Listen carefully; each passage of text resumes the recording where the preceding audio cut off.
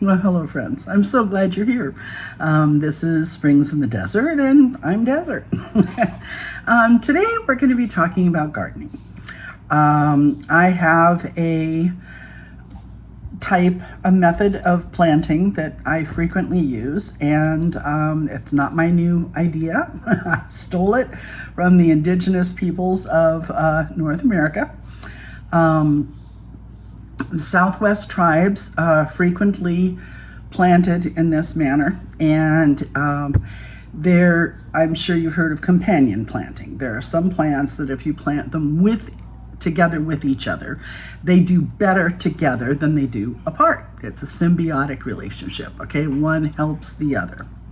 Well, there's a very famous type of planting called the Three Sisters method.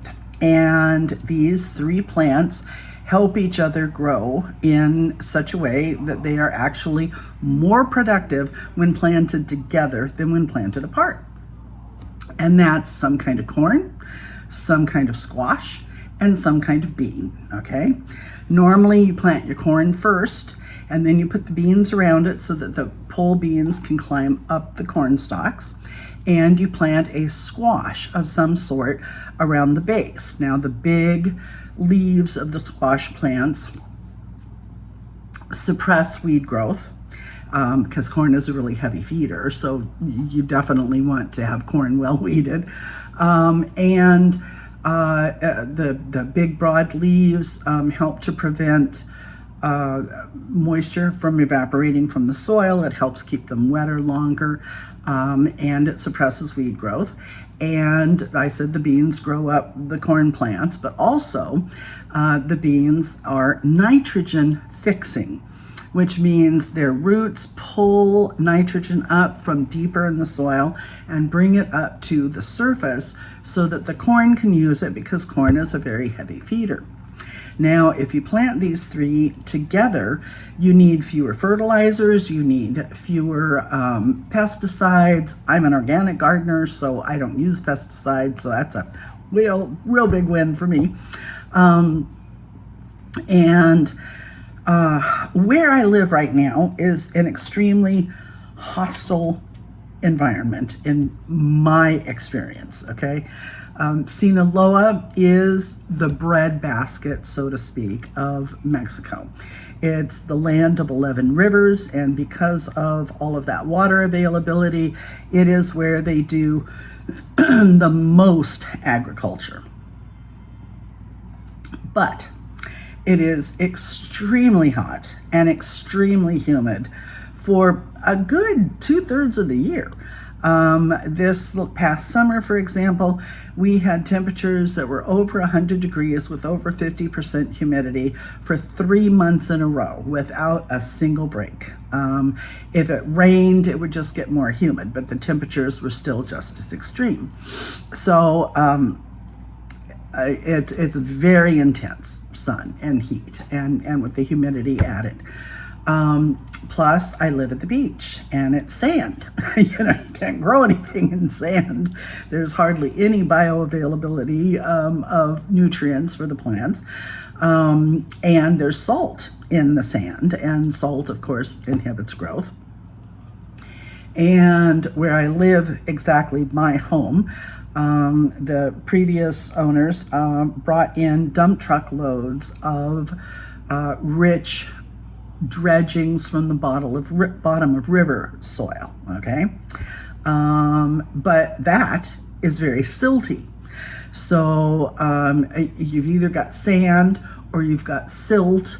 Either way, it's not the greatest growing medium, and I've never gardened in this environment before. So even though I have oodles of gardening experience for many, many years, I don't really have any experience in this environment.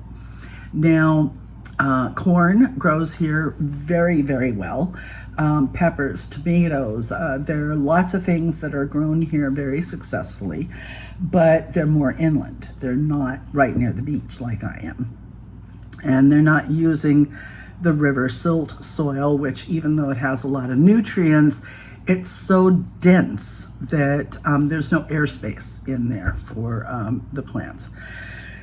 So I don't expect my gardens to do very well for quite a while. Plus, we have a problem with gophers. So my expectations are kind of low, which is good, I guess. But this experiment did do what I wanted it to do. Mostly, not completely, but mostly. So we grew golden bantam corn and rattlesnake beans and fairy tale pumpkins. They're sometimes called Cinderella pumpkins, but those are the three that I chose. And what we did was we have a problem with gophers. So I'm going to show you photo by photo what we did and how we tried to deal with that. I was an animal keeper at the Los Angeles Zoo. I love animals. I really don't like killing critters at all, even when they're messing with my garden. It bothers me. I will do it, but you know. Anyway, we did a lot of investigation. We tried a lot of different things. We did a lot of studying on the internet of how to get rid of the gophers. Everybody locally said that we needed to use these pills that you put in, tablets that you put in the soil that release a gas to kill the gophers inside their tunnels. My son that lives with me has a Chihuahua, Jake. I've introduced you to him. And that is his child. Jake is just his everything. My son is on the spectrum for autism. We do not know exactly where, because he was diagnosed after he moved here to Mexico with me, and our language skills are not good enough to completely understand. My doctor is an internist, and she's licensed in Arizona as well. But her English is very limited because that was quite a few years ago. She's a mature woman. And she diagnosed him as being autistic. And she suggested that we go on several different sites for the National Autistic Society for the United States and the International Autistic Society, and to take their tests. And he tested, and he's in the 98th percentile. So we know he has some type of autism, but we don't really know what. Any rate, he was convinced that if we used those tablets, that they would somehow hurt his dog. So we were trying to find any way of getting rid of the gophers or living with them, figuring out something to do that did not demand using those tablets. He has since capitulated, and we have purchased said tablets. Okay, it's aluminum phosphide, and we have a person that will be coming and applying them later on this month. This is October 1st of 2025. But when we did this planting, we knew that we had problems with gophers. If you've watched my garlic processing video, you know about that. So let's get into it, and I'll show you what we did.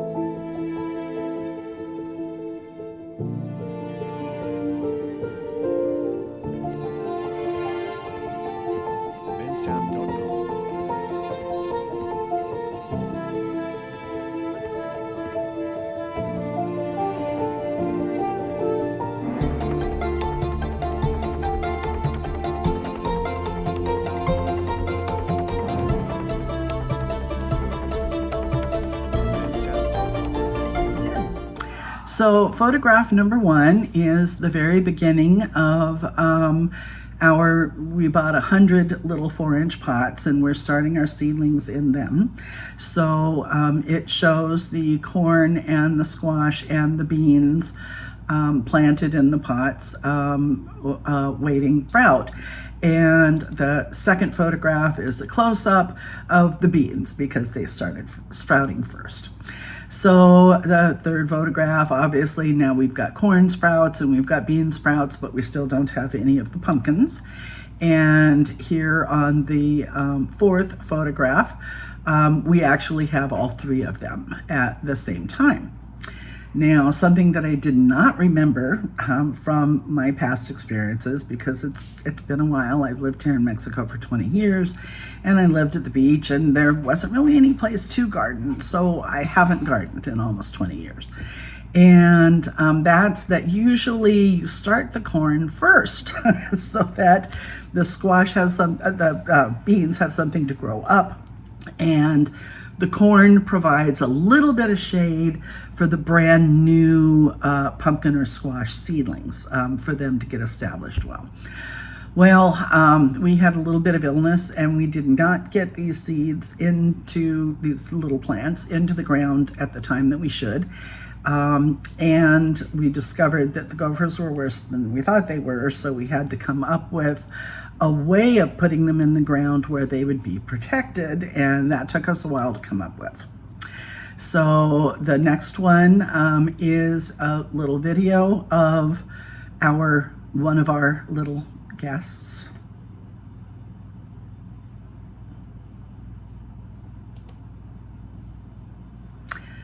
It's a cute little bugger, but I don't want him in my garden. Anyway, so the next photograph is showing what we started to do to work around them. So we dug holes. These black plastic boxes that you see in this photograph are what we used to move here. We packed most of our things in, and we dug holes that were the right size for the boxes, and we figured that the gophers would chew through the boxes because it's just plastic. So the next photograph, we covered them with chicken wire twice to try to keep the gophers out of our planting. And then we put them, you can see in this photograph, we have 5 different holes dug and 5 boxes completely ready to put inside the holes to do our planting in. Now, we planted our corn inside of these boxes, and in this photograph you can see there is a little squash pumpkin plant in the middle of it, but we're not seeing any beans there at all. And you can also probably see the texture of the soil. If you look at the ground there, it is very silty. That's inside the box. We mixed compost with it. We mixed some mushroom compost with it. We mixed several different things in there, and it is still way too silty. So, okay, we have another picture of the corn, a different one. It's growing larger, but I don't see any other sprouts there. And here is a row of corn where the boxes are all in row together. And when I planted the corn, I am using only heirloom seed at this time, because I want my plants to be true to seed so that I can save seed for next year's harvest. And I want to purchase more seeds every year and thereby increase the number of different plants that I can grow because I have seed. And when I bought this corn seed, the Golden Bantam, there were only 24 seeds in the packet. And I knew that planting in this way and with only 24 seeds, I was not going to get a huge corn harvest. I was not going to be able to can corn or set up corn. I might get enough corn for eating, but it wouldn't be enough for what I consider to be a bulk harvest. So my intention was to grow corn for seed corn, for enough seed for next year. And that part of it worked beautifully. And we definitely succeeded with that, as you will see. Now, in the bottom of this photograph, which is garden number 11, you can see in the bottom left-hand corner, there is a fairy tale pumpkin plant there. That plant is still growing, actually, even though the corn is finished. And it did not set fruit until just recently. It went through the entire summer, and it grew, it lived, it didn't do really well. It didn't really like the heat that much, but it still lived. And it flowered, but the flowers didn't set. I did not go out and hand pollinate. If you grow squash or pumpkins, there are male flowers and female flowers. The female flowers have a little bulb at the base of the flower. The male flowers are on a stem, okay? So you can break off the male flower and hand pollinate the female flowers. I am partially handicapped, and this was in the back of my backyard, and it's very difficult for me to get there with my walker because the ground is very uneven and there's lots of weeds, and we don't have it under control yet.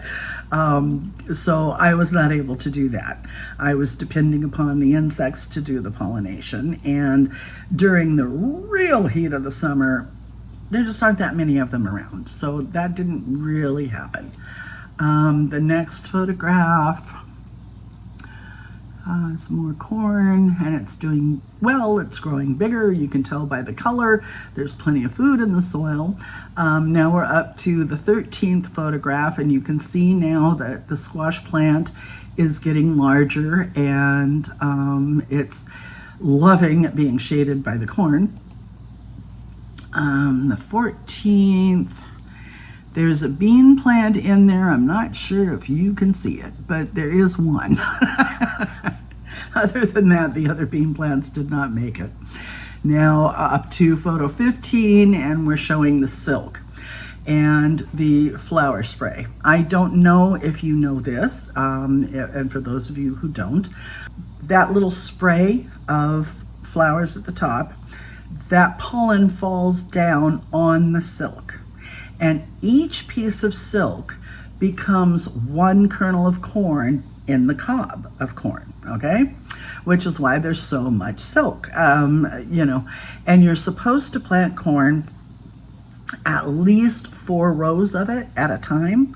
And that's why, it's so that enough of the pollen falls down and fertilizes all of those different pieces of silk. Otherwise you get cobs that have a bunch of holes in it, where the corn is not well filled. And let's see, we're on number 16, and it's showing the flowers again when they were actively flowering. All right, number 17. These are the corn cobs that we actually got off of our corn plants. And we are drying them. They're on my kitchen table. You can see to the right, there's a bunch of spaghetti sauce canning project there. But that's the only corn that we got off of the plants. And then we get into the next video, which we'll cut to now so that you can see from there. Okay, so I'm starting to remove the seeds from these dried ears of corn for my seed stock for next year. And I've got all of those ears left to do, but I thought I'd show you the beginnings. When I bought this corn, it's an heirloom. I'll look up the name and have it on here when I do the video. The seed was very expensive. And I only got maybe that much in the packet, possibly. So I knew that was not enough to completely grow a harvest. So I decided to use the seed that I had purchased just to make seed corn for next year. because I knew the few seeds that I had were enough to grow enough ears of corn to produce enough seed for a real harvest next year. So next year I will have enough corn to be able to eat fresh and to can or freeze or dehydrate. So, because I'll have the dehydrator in November, so I'll have it by then. So I grew this corn only for that purpose, to have seed for next year, and it's done very well. It's beautiful. It's very dry, and I am currently breaking it off the cobs to save it for next year. Okay, so if you decide to actually do this yourself, seed is very expensive, heirloom seed, and the packet that I got only had 24 seeds in it. So I knew that was not going to be enough to make a harvest where I could eat fresh corn and freeze and or can and or dehydrate corn. So I decided to use it instead for seed corn. And to start with your cob, it's easier if you remove one whole row of kernels first. And I'm just using my thumbnail to, if they're difficult, you could just push your thumbnail in between the two, which loosens it up. I'm sure you could use a tool if you don't want to use your thumbnail. I use my nails as tools all the time. So I tend to break, when you're in the one row, I tend to break them down toward the empty space. And then once you get one row done, I'll show you in just a second. Come on, last couple are difficult. Okay. Once you get one row done, it's a lot quicker and easier because you can simply take 3 or 4 of these at a time and press them over into the empty space. So it goes a lot faster. I only got 24 seeds in the original packet that I ordered, and I knew that was not enough for a harvest to be able to eat fresh corn and still have seed left over for next year. And I'm buying heirloom seed on purpose so that once I purchase a variety, I don't have to purchase it again, because heirloom seeds are true to seed. They're not hybrids, and they will produce the same plant that the seed that you bought produced in the first place. So I knew that if I just, planted the corn and just ate the cobs, that would be it, and I'd have to buy heirloom seed again next year. So I devoted that 24 kernels to growing seed corn for next year's crop. And this will give me, I'll count it all when I'm done, and I'll include that in this video. But that will give me enough to have a real harvest next year and still have enough left over to save seed for the following year. So I plan to have eating corn and canning and or freezing corn and seed left over on my next year's harvest. Now, farmers, they got to kind of think ahead. And look at that, that's so cute, all empty. And so I'll get back to you when I'm finished with this. And as you can see, you need approximately 4 rows of corn to be able to get really good fertilization.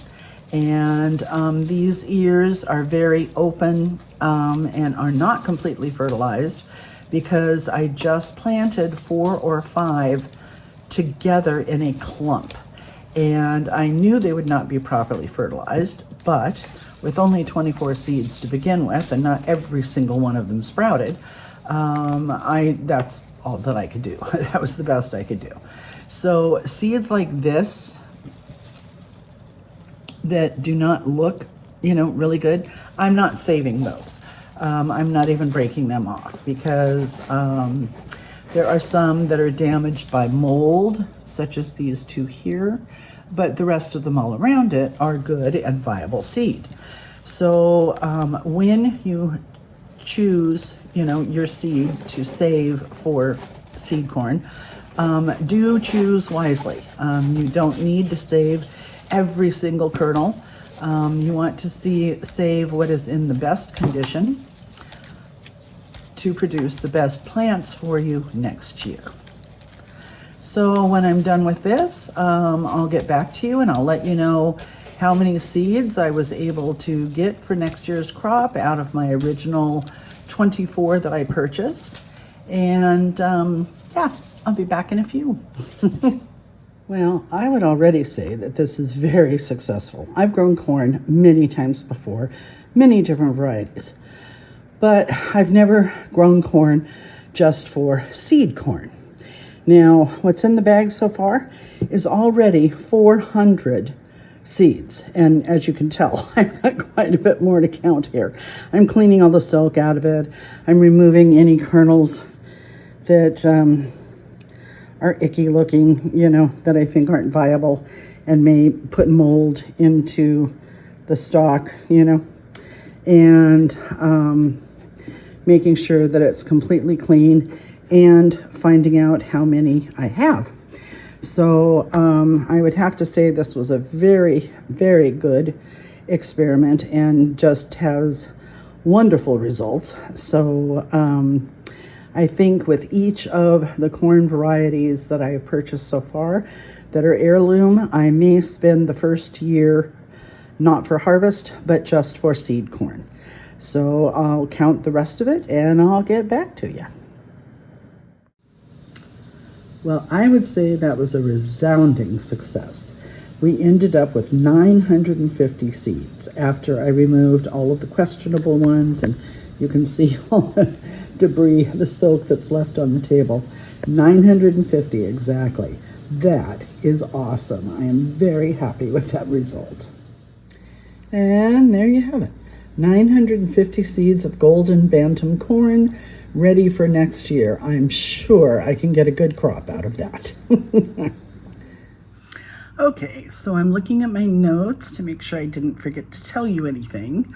I told you about the corn providing the stock for the beans to climb, the beans fixing the nitrogen in the soil to fertilize the other plants, and the squash's large leaves shading the ground, conserving moisture and suppressing weeds. The benefits include improved soil fertility, a more diverse and healthier diet for us because we're growing 3 crops together at once. Corn for the carbs, beans for the protein, and squash for vitamin content. Higher yields than monoculture. That's important. When you grow these 3 things together, you actually get more out of each one than you would if you were growing them apart. They're also more resilient, self-sustaining garden ecosystem that reduces the need for external inputs such as fertilizers. Now, I didn't do this year, but I totally plan to in the future. I live at the beach, right at the mouth of a river. The closest other little town to me is Boca del Rio, a mouth of the river. So we have fish everywhere. And one of the things that I used to do every time that I planted in the Three Sisters method was I would put a fish or fish heads or fish bones or something underneath when I did my planting, and it would be a slight mound that everything was planted on. I needed to do that where I lived before, the mound, because where I lived, it was in the high desert, and even though it was very hot in the summer, it was also very cold and way below freezing in the winter. So mounding the soil like that and having a lot of compost in it meant that that part of the soil warmed up faster, earlier, so that you could get your corn plant started faster. I'm not sure if I'm going to do mounds here or not, but I am going to include putting fish underneath it. Probably fish heads and bones, but whatever. Okay, let's see. Sweet corn are a similar variety planted first. Yep. Climbing pole beans, as they grow, they twine around the corn stalk and they fix the atmospheric nitrogen into the soil. And the squash, large leaves spreading out, creating a living mulch that blocks sunlight to suppress weeds, keeps the soil moist and helps retain humidity for bean pollination.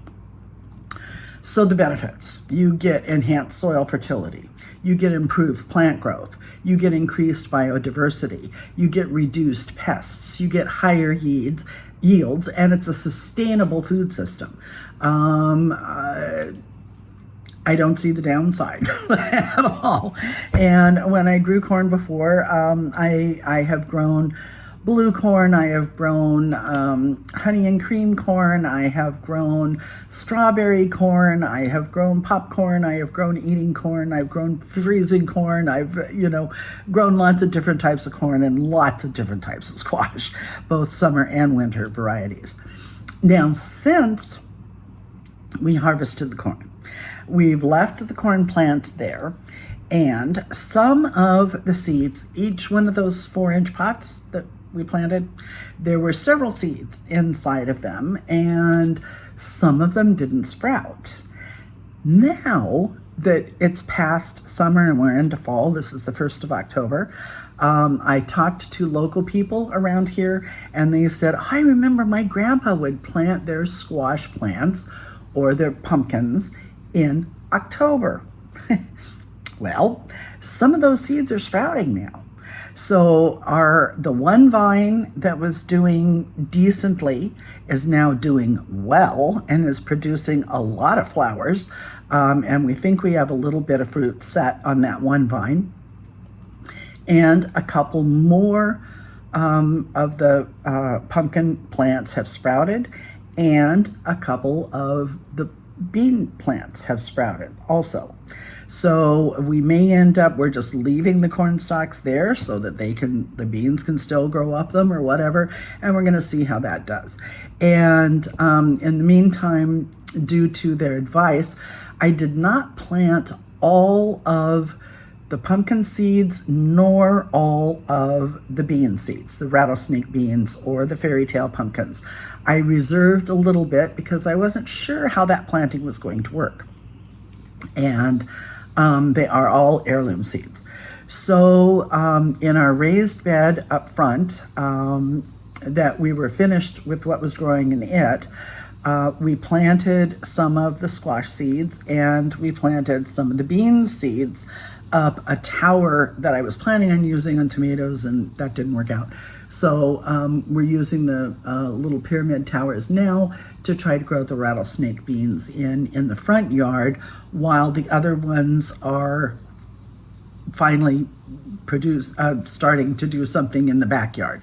So I'm hoping to get at least enough to save seed for a planting for next year. So that's it. There's some successes and there's some failures. I introduced you to my little gopher buddy.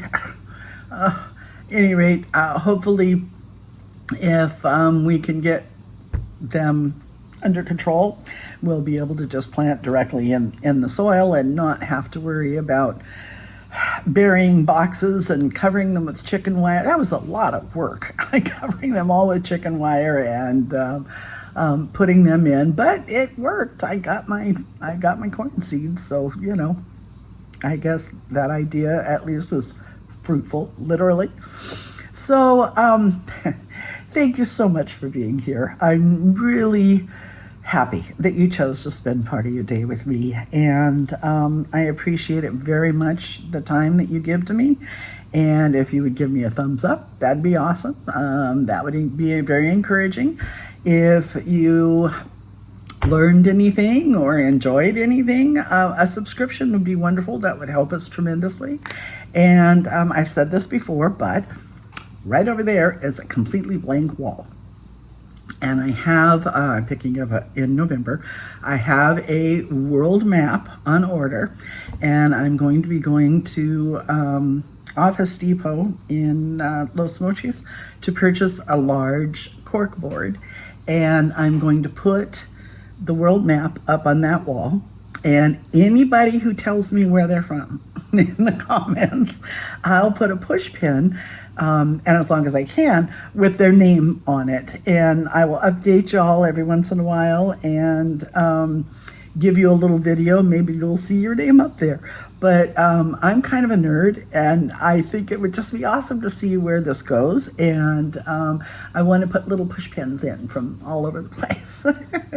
So let me know where you're from. If there's anything that you're having a problem with, or that you want to learn, or that you would like to see, put that down in the comments. If you've handled gopher problems before, let me know. If you know of the Three Sisters method, or you've done it before, let me know that too. I'd love to hear from you at any time. So thank you very much for being here. You're the reason why I'm here. Have a blessed day.